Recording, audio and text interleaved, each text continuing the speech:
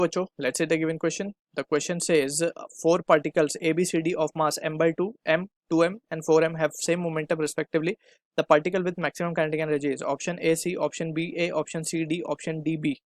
So for this question, जो key concept यहाँ पे we can write is the concept of relation between kinetic energy and momentum, that is the linear momentum, right?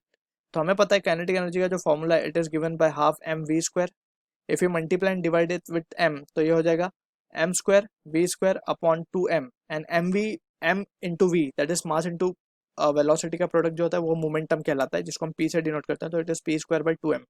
ठीक है, तो this is what the relation between kinetic energy and momentum we are getting.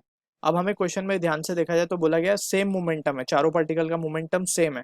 तो for same momentum we can directly say जो kinetic energy होगी वो inversely proportional होगी मास को.